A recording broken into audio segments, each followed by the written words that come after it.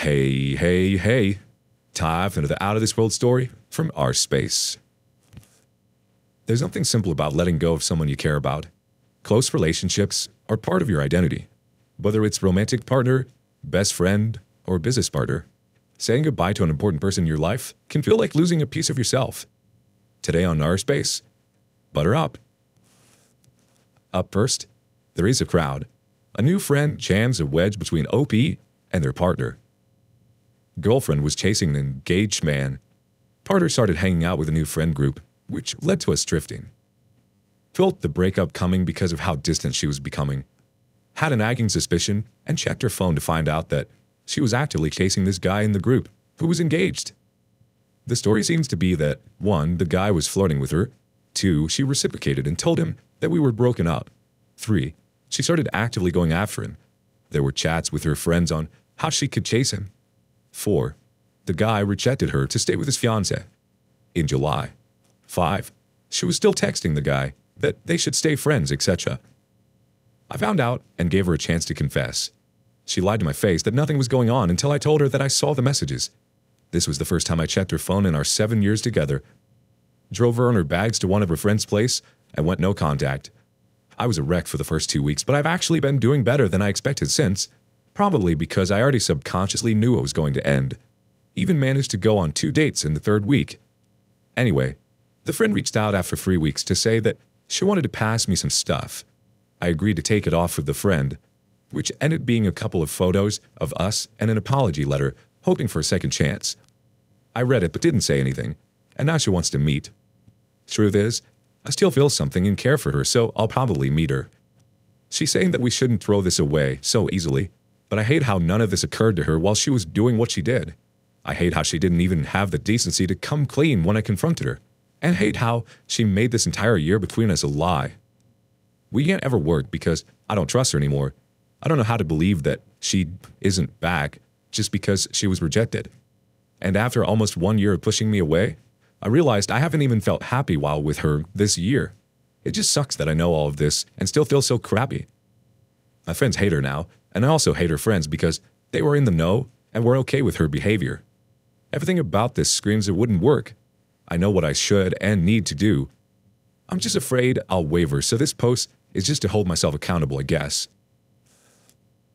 Let's see if the community agrees to hold them accountable, and also other advice. First piece of advice.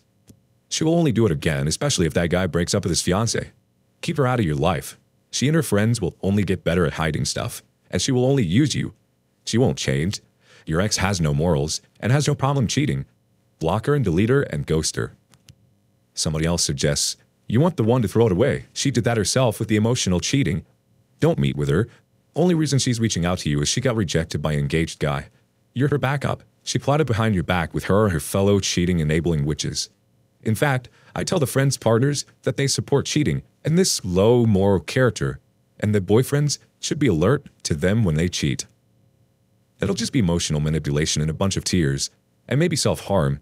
I ended up staying with an ex many years ago because she threatened to slash her wrists in front of me. In hindsight, I should have called her parents. Ended up staying with her for 6 more miserable months. When the trust is gone, it's time to bail. Keep it to text if you still need to communicate, but I'd even say go no contact. You can do much better than this. You said it yourself, OP. You can't ever work because you don't trust her, and you weren't even happy with her in the last year. Why would you want to sacrifice your own happiness to be with someone who pushed you away and pursued someone else? She got rejected and she's looking for an easy ego boost. AKA you. She knows she can have you wrapped around her little finger. And it even shows by the fact that you posted this as lovers because you know you'd go back to her. Like the comments say, you can do much better, OP. Update. First of all, I'd just like to thank everyone for your replies in my previous post. I know I didn't reply to anyone, but believe you me, I read every single reply. Multiple times. I ended up not meeting her in the end. She reached out when I didn't meet her to express her remorse once again, but I didn't respond. Honestly, I thought about it. But when I picked up my phone, I realized I didn't know what to say. I'm emotionally exhausted and really don't know what to feel or how to talk to her right now. A part of me is still sad about how things turned out, but I'm also better in the sense that I can see the light at the end of the tunnel. Dating apps, and knowing that I still have a market, Helps, I guess. Although I'm also trying really hard not to lead anyone on, let them feel like I'm overly interested. Don't think that'll be fair on the other party. Honestly, even being on the acts themselves feels a little wrong because I know full well that I can't offer anyone anything right now. Hopefully, with a little bit more time, I can slowly wean myself off these distractions and truly work on myself. Anyway, I managed to stick to my no contact and you guys played a super huge part. Each time I doubted my own decision, each time I felt myself wavering, and each time I felt like reaching out, I went to all of your replies and it helped reaffirm my initial decision and strengthen my resolve. So thank you once again. Let's check in with some more community comments. Good for you, mate. Focus on yourself, hit the gym, spend some time with your friends and family, pick up new hobbies and meet new people. She's already wasted 7 years of your life, energy, and time. Don't let her waste any more of it. Block her everywhere and live your life to the fullest. Wishing you the best, mate. Someone else chimes in. Good for you. Stay strong. She is just a monkey brancher and was trying to secure her next person. Because it didn't work out, she was trying to keep you. Now she wants to try to make it work after she threw it away. Also, don't you love when a cheater turns that around and says to you, don't throw away what we have over this. I'm sorry, honey, I didn't throw away anything. You threw it away the moment you told the guy you broke up. It was done the moment she said y'all were together. She's trash and messy and she just wants you because you're safe and she thinks you're a pushover. She obviously doesn't respect you. Way to go, OP. And way to be emotionally intelligent by knowing you understand that you might not be able to offer someone anything right now. That's completely okay. Things like this take time. Focus on you, just as the comments suggested. That's the great thing you can do for yourself right now. Love yourself first, OP. Show yourself the love that you want from someone in the future. All the best, OP. What are your thoughts? What would you have done?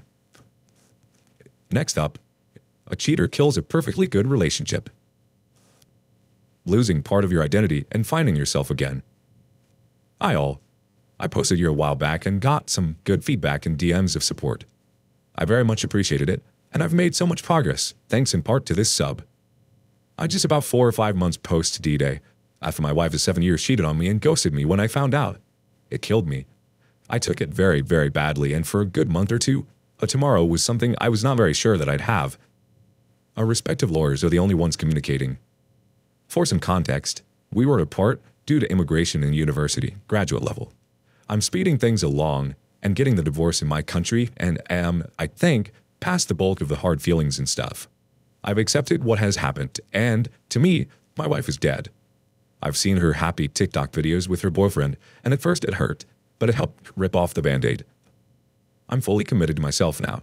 I grew so much and feel like every week I'm a different person.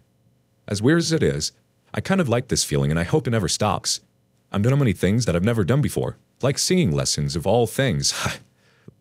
What I'm really struggling with at the moment is that I really feel like I need to find myself again, and I'm very scared of losing a part of myself at the same time. Along with the loss of my marriage, I feel like I lost part of my identity, and in some ways, that I wasn't expecting.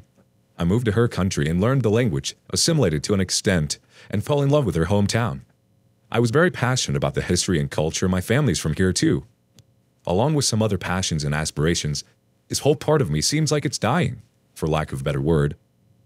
My question is, has anyone else had to navigate this sort of lost identity thing before? I always feel like I've lost all direction because I put so much attention and effort into this marriage and being together. I think I forgot what the hell I want out of life.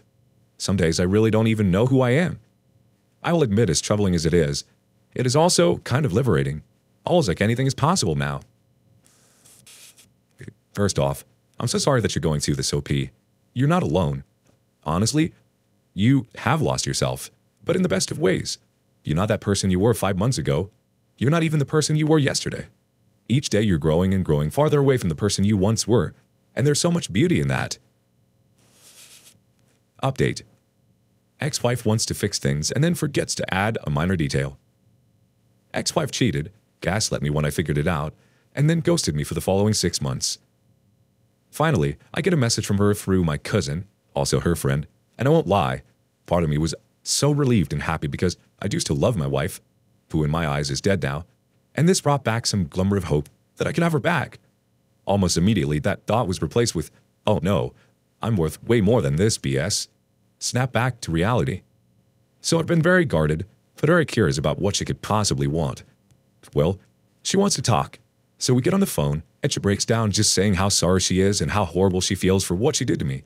She seemed very sincere, but I had a feeling there must be a catch after 6 months of literally ghosting me.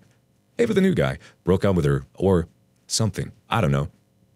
I just replied because basically this time to say sorry has long passed. Explain what she put me through, and then how much extra salt she poured on the wound by ghosting me completely. We caught up a bit, and then I said my final goodbye.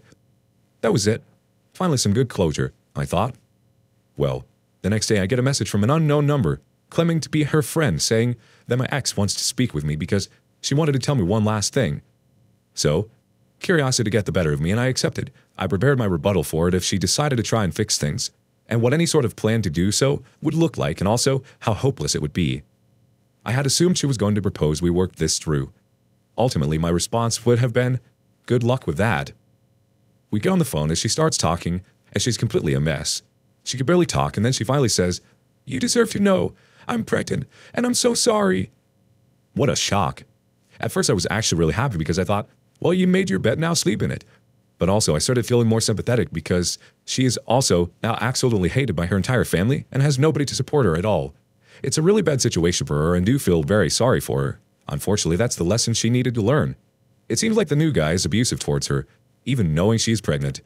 So I just dropped the talk about what she did in fixing us. Instead, I tried to be supportive and ask what she wanted to do with the pregnancy, and made it clear that she needs to choose with the perspective that we will never have a future together. I don't want her getting an abortion with false hope she'd be fixing us because, in my humble opinion, that is just not something a woman should be thinking about when making such a decision. She broke down anyway and said I won't love the baby and that I won't love her anymore, and all this other stuff. I realized she's only calling me because she knows she's effed and would rather have me as a father, her words, or at least because she'd have the support of her family that way. Nope, not today. It's obvious she called me out of desperation and not because she actually learned anything, so I explained to her that this is a decision that she needs to make alone. It's her body, and it isn't my kid. I reiterated that she killed us, and that there will be no us in the future. Whatever decision she makes needs to be for her own well-being and that of her child. I don't want to be involved in the process. That was the end of that discussion.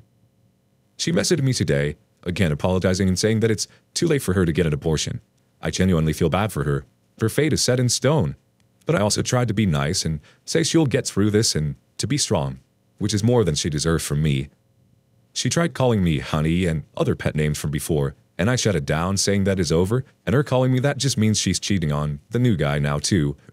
I wished her good luck and said goodbye, and so I think that is it. But you know what?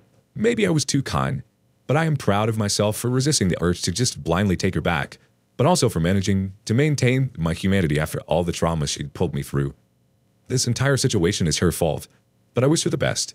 The unfortunate thing, for her, and also because I guess that is kind of dark, is that this allowed me to start moving on and feel happy about it. It is finished now, and I honestly couldn't be happier. Thanks for the amazing time we had together, but finally, I'm very much moved on and only carry the scars and trauma around. I feel like my grieving stage is finally finished and I've accepted it all, completely. Never lose hope, people. Life is hard, but it does get better. I think being able to let go is the most important thing. You need to do what you need to do to be true to yourself. Love yourself. Let yourself have the opportunity to grow and heal and be happy. End rant. Let's see what the community has to offer. First up, it's refreshing to see that you have gone through the various stages of grief and have come to acceptance. You should feel like it. Can move forward and go on to other relationships. The OP replies, I'll reply to everyone here because I have generally the same thing to say. Thank you for your replies and support. I know I haven't contributed a ton to this sub, but I visit frequently, and I would attribute most of my survival through infidelity to people sharing their own experiences and thoughts here. I was reluctant to share things because I wasn't sure if it would help others or have a negative impact, and that is why I'm normally pretty quiet. You guys are your lifesavers. I really do not know where I would be if it wasn't for this sub. With all my gratitude, thank you. Someone else chimes in. You seriously had me on the edge of my seat as I thought you were going to crumble and allow this back into your life. I admire your honesty, strength, and empathy. However, if you haven't already, I do think you should now ensure she understands that you're instating no contact. Good luck with everything else. There's so much truth in everything you were saying, OP. You're doing so great despite all that she's done to you, and you handled her and the news with grace. You're allowed to feel sorry for her, but that doesn't mean you want her back. It's okay to feel sorry for someone who's really made a mess of things, and in your words, killed what was once your relationship. But you've been reborn, OP. You've come so far, and she's taken giant leaps and bounds backwards. You should be so proud of yourself. Bots, how did you navigate an identity crisis? Thank you for joining us today. Be sure to like and subscribe and hit the notification bell so you don't miss out on our next video. Tune in next time on Our Space.